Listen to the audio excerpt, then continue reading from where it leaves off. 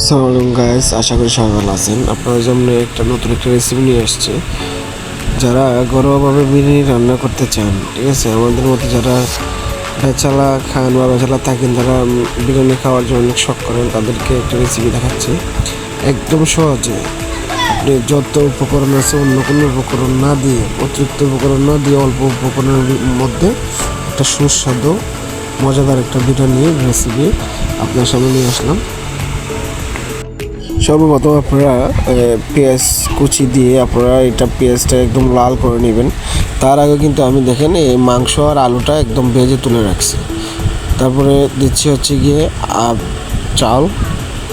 চালটা দিয়ে দিচ্ছি, একসাথে দিয়ে দিচ্ছি যে পেঁয়াজ কুচি একটু লাল হয়ে আসার পরে আপনারা চালটা দিয়ে দেবেন। যে আধা ঘন্টা আগে আপনি চালটা ভিজিয়ে রাখবেন।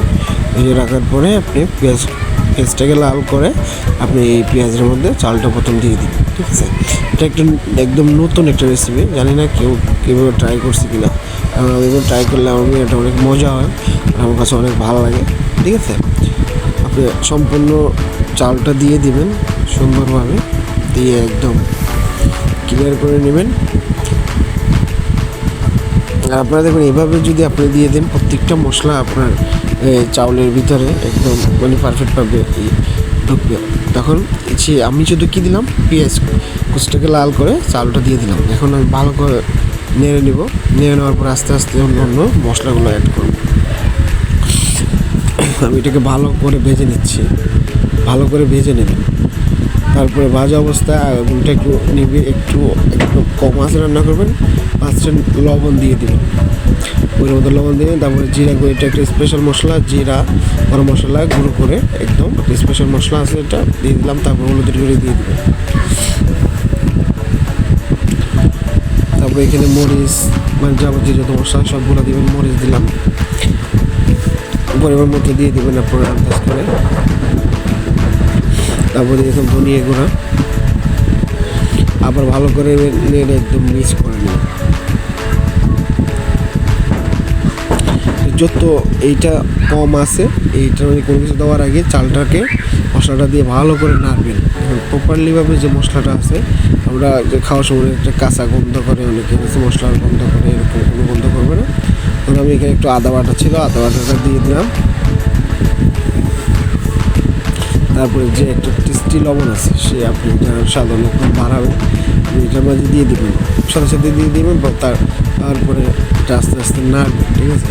টেস্টটা মনে করে কি তেমন একটা ক্ষতি না, পরিমাণ মতো দিলে কোনো সমস্যা নেই, আমার চেষ্টা করে। তখন আমি কী করবো, আমি বিরিয়ানি মশলাটা দিয়ে দেবো। আপনারা যারা বিরিয়ানি মশলা আনবেন, আপনার যদি চাল বেশি হয় তাহলে আপনারা বিরিয়ানি মশলা 2টা আনবেন।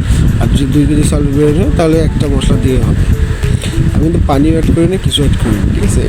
এখানে চালটা শুকনো আছে, ওই মতো মশলা আমি দিয়ে দিলাম। আবার নেড়ে দিচ্ছি যেন নিচে ধরে না যায়, এই জন্য। তারপর আমি মাংস আর আলু একসাথে অ্যাড করে দিচ্ছি, সাথে মাংস আলু অ্যাড করেছি, পানিও মিক্স করে কিছু মিক্স করে ভালো করে নেড়ে কী করবেন, প্রপারলি ওপর রেখে দেবেন ভালো করে, যেমন নিচে আগুনটা একদম কম থাকবে। আর দেখেন এটার কালারই চলে আসছে, এখনও কিন্তু পানি দেওয়া হয় না, তেমনভাবে কোনো কিছুই করা হয় না। এখন দেখেন কালারটা কীরকম চলে আসছে, যত মশলা আছে সব কিছু একদম মিক্স হয়ে গেছে।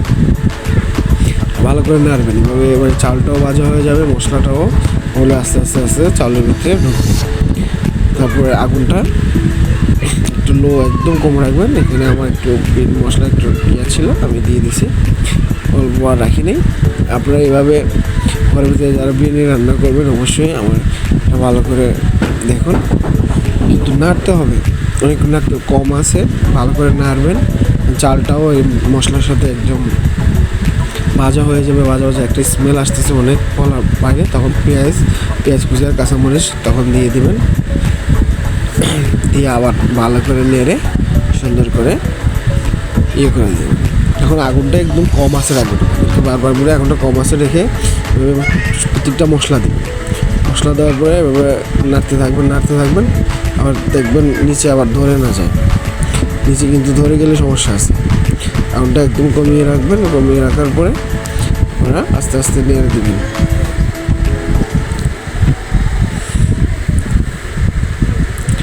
নাড়া প্রপারলিভাবে হয়ে গেলে